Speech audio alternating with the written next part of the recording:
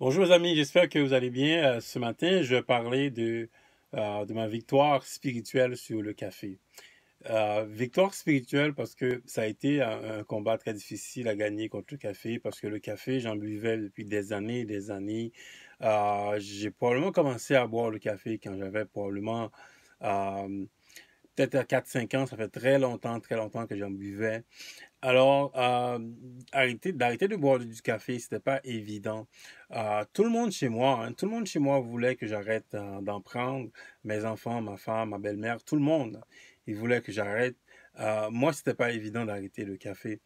Il s'est passé un incident, je dirais, ça fait quelques semaines. Un matin, ma femme voulait me parler et puis je disais, ah non, arrête de me parler parce que j'ai pas encore pris mon café, donc je dois prendre mon café pour avoir une bonne humeur, pour pouvoir te parler. Ça a été un incident qui a fait mal à ma femme parce que elle voulait me parler, donc elle a été en prière, elle a prié Dieu, demandant à Dieu que j'arrête de boire du café, demandant à Dieu que l'énergie que je dois avoir devrait venir de lui, mais pas du café. Ça a été une prière directe et sincère de ma femme pour moi. Moi, je ne savais pas si elle avait fait cette prière pour moi. Mais la décision d'arrêter le café, je dirais la conviction d'arrêter le café vient de Dieu directement. Donc, on priait ensemble le matin, ma femme et moi. On priait, on était en jeûne. Donc, ça a été vraiment très long comme jeûne. Et puis, vers 8 heures du matin, je manquais d'énergie. Alors, je voulais prendre un peu d'énergie. Alors, je dis, regarde, attends-moi un peu, je vais descendre en bas. Alors, dans ma tête, c'est que j'allais prendre mon café. Et puis, c'est fou, hein. Quand j'arrive en face de la machine à café pour faire mon café, Dieu a mis une conviction dans mon cœur, très profonde, que je dois arrêter de prendre le café. C'était très clair. J'ai résisté un peu au départ. Après, c'est revenu clairement dans ma tête, dans mon cœur, que je dois absolument arrêter de prendre le café. C'est à ce moment-là que j'ai dit, OK, j'arrête de prendre le café. Alors, quand je suis retourné en haut avec ma femme pour raconter l'expérience, et là, elle m'a raconté qu'elle avait prié pour moi, prié pour que j'arrête de prendre le café. Et tout le monde à la maison, mes enfants et tout le monde, ils sont contents maintenant que j'arrête de prendre le café. Mais après l'expérience, je me demande, waouh, c'est fou, hein, que tout le monde dans mon entourage était dérangé par le café, sauf moi. Pour moi, c'était correct de prendre ça.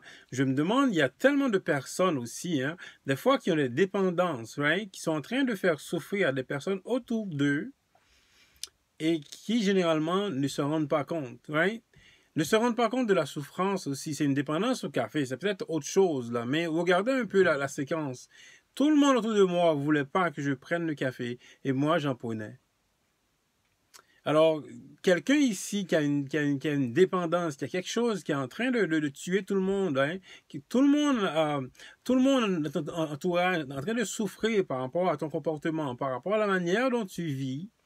Tu continues de le faire, pourquoi? Toi, tu es bien là-dedans, mais tout le monde en souffre.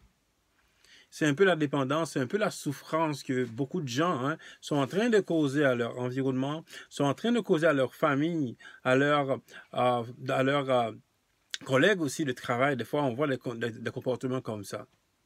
Alors, est-ce que maintenant, le fait que tout le monde se plaigne autour de toi, est-ce que c'est pas un indice pour toi d'arrêter de penser effectivement, je suis en train de faire souffrir à quelqu'un? C'est important et souvent, on se donne tellement de raisons de faire n'importe quoi.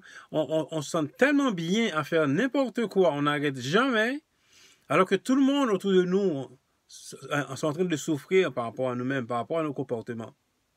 Alors, quelqu'un qui regarde cette vidéo ce matin, est-ce que tout le monde autour de toi se plaint de toi par rapport à un comportement, par rapport à une chose que tu fais qui dérange tout le monde? Et toi, tu es bien là-dedans, mais tout le monde en souffre. Alors la solution pour toi, c'est Jésus. La solution pour toi, c'est la prière, parce que la dépendance, peu importe que c'est dur pour toi, peu importe que toi, c'est dur pour toi d'arrêter, mais il y a un seul Dieu, c'est Jésus-Christ lui-même qui peut te faire arrêter ta dépendance de n'importe quoi qui fait souffrir à tout le monde autour de toi. Pour moi, c'était le café, c'était autre chose aussi, mais aujourd'hui, Dieu m'a libéré de cela. Mais toi qui regardes cette vidéo, qui a une dépendance, qui a un problème dans ta vie, que tu n'arrives pas à sortir, tu n'arrives pas à faire aucune solution, il n'y a aucune solution pour toi, et tu fais tout le monde souffrir autour de toi, alors la solution, c'est Jésus. C'est lui seul qui peut t'empêcher de faire du mal à ta famille. C'est lui seul qui peut t'empêcher de faire du mal à ton entourage et maintenant de vivre bien.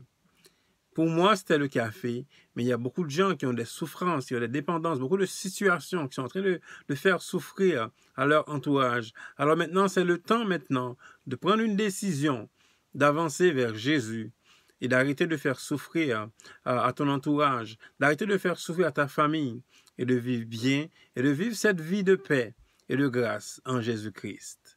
Alors, sois béni ce matin.